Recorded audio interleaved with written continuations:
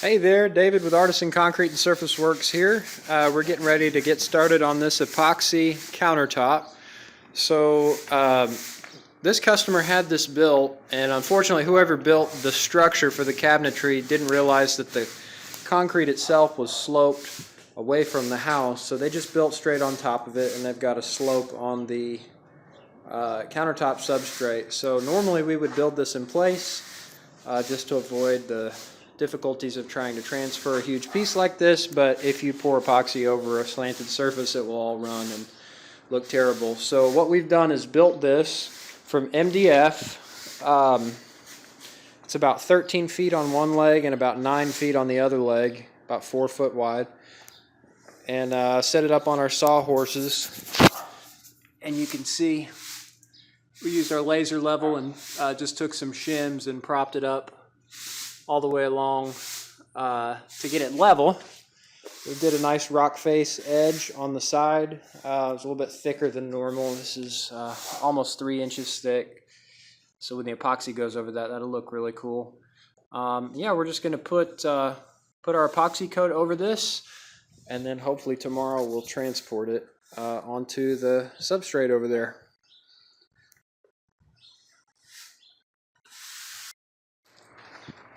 Alright, so we went ahead and put up these plastic walls along the outer edge here, just because when you're doing this outside there's a ton of dust and debris and bugs and leaves and everything. So hopefully this will give us a little bit cleaner environment, help us not to get as much that debris in the finish of the epoxy. Just getting set up to get started here. We've got our plastic walls up to keep the dust and debris and the wind out of here. Got my materials kind of laid out here. This is the resin that I use. This is premium countertop epoxy, FX epoxy from countertopepoxy.com. This stuff is great. It's heat resistant up to 500 degrees. It's real scratch resistant, UV resistant. I would never use 99% of the epoxies that I've tried in the past on outdoor areas because they yellow and amber over time, but this stuff is really UV stable. So that's what I use for my countertops. Also got some Rust-Oleum spray paints just for some accent colors. I got some metallic mica pigments in a spray bottle with isopropyl alcohol that we're going to be spraying on, and some measuring buckets. So getting ready to get started here. Okay, so we've mixed this up real thoroughly, and now I'm going to add in my base color. So we're going to be using this Countertop Epoxy FX Metallic Copper base color. This is real fine metallic pigments. Go ahead and stop for a minute, Casey.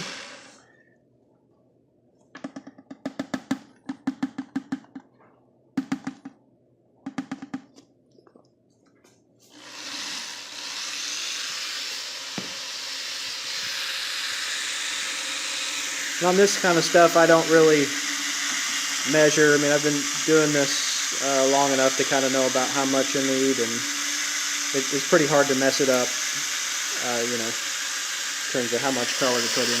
You just basically want it to be opaque. So once that's in there, we're going to mix it up again for another several minutes, and then we'll pour it out on the countertop. Okay, so we've got this mixed up, and as soon as you mix this up, you want to get it out of the bucket. If it gets out on the table, you've got plenty of working time. If it gets in the bucket, it'll just kind of heat up in a big mass.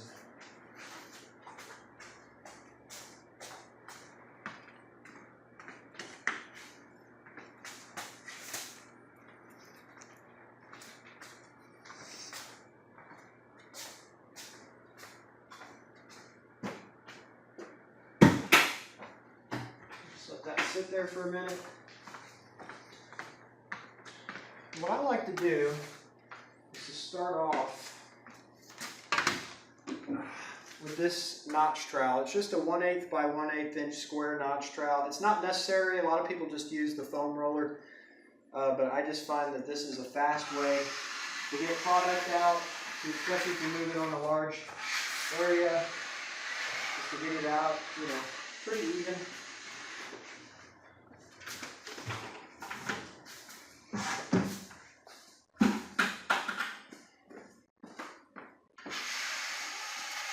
just kind of pull it like this. Just start working it towards the outside.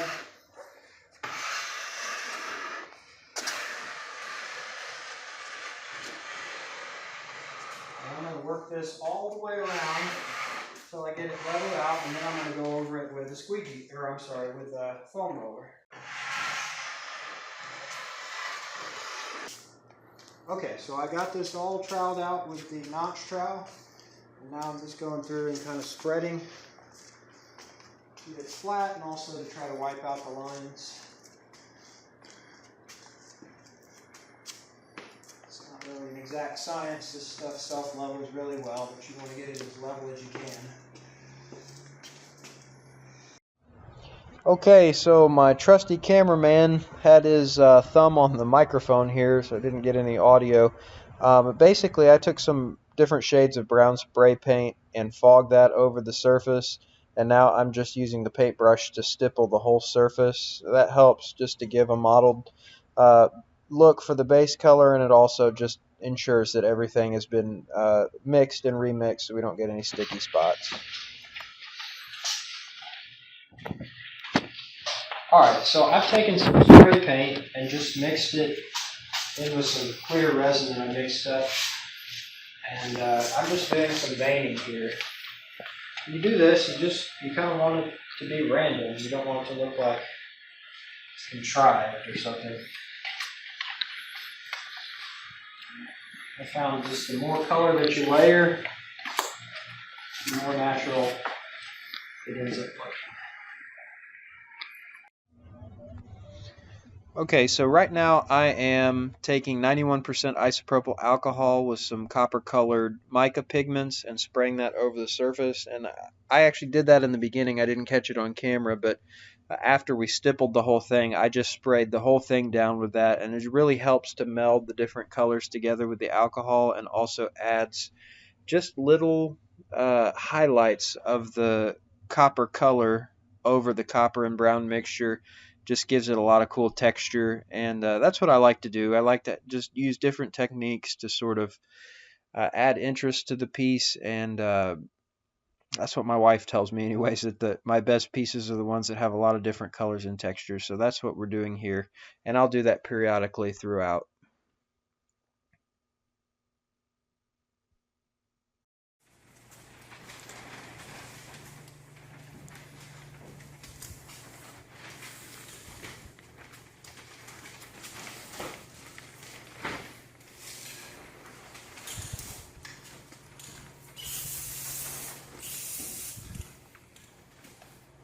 Freaking awesome, dude.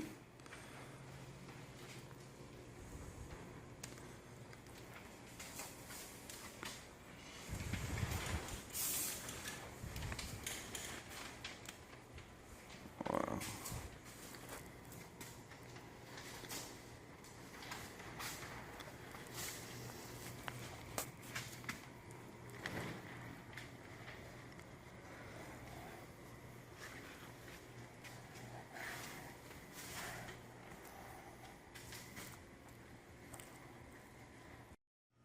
Okay, so we are finished with the first coat, the art coat basically. So just to recap, we used FX Epoxy Premium Countertop Epoxy mixed with their metallic copper color as the base and just troweled that on. Then fogged some different color brown spray paints over the surface and used a paintbrush to stipple the surface. And we did that just to sort of remix the epoxy, make sure we didn't miss anything in the bucket, and also to wipe out lines from the notch trowel. And then I just started doing some layering some colors, mixed some brown with clear epoxy and drizzled that over the surface.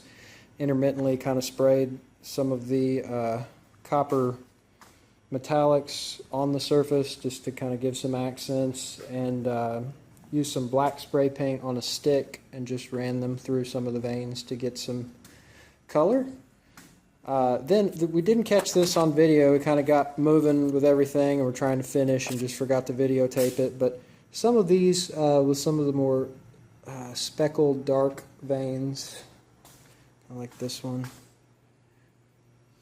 I just misted some dark colored spray paint, either brown or black, over the surface and then sprayed the isopropyl alcohol with the metallic pigments. Here's another one.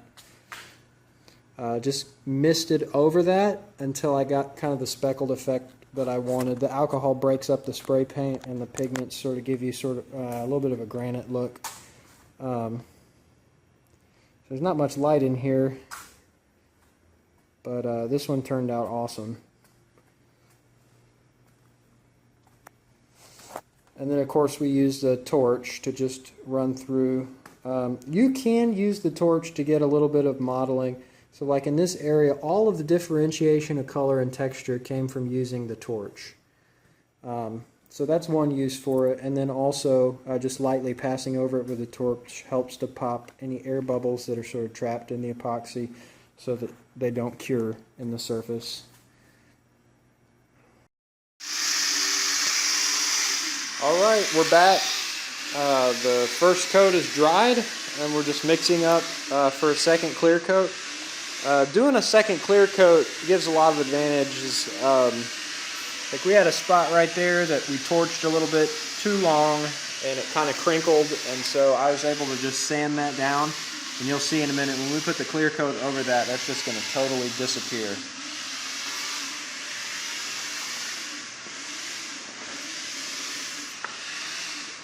It also gives you a scratch layer that, you know, over time, if there's any scratches or if it gets worn, you know, several years down the line, you can come back through and sand and polish it, and it's pretty easy. Looking good, huh? Yeah. You're going to be famous, man. Okay, so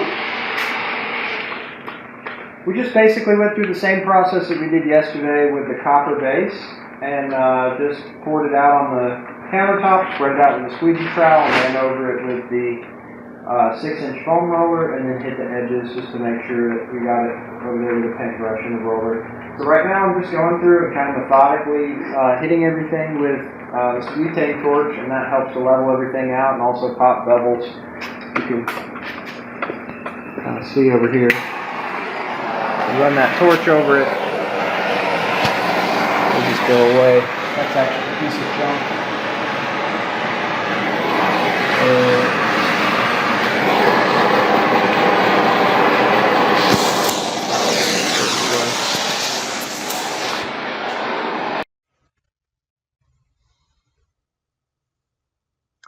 So the clear coat is dry, and everything's ready to be installed. So I was real happy with how this turned out. I thought it was a real interesting piece, and the customer was real pleased. So thanks for watching. If you have any questions about the process, I'm happy to answer them. So just leave them in the comment section below. If you like the video, please share it if you think your friends would like it. And yeah, have a great day. God bless.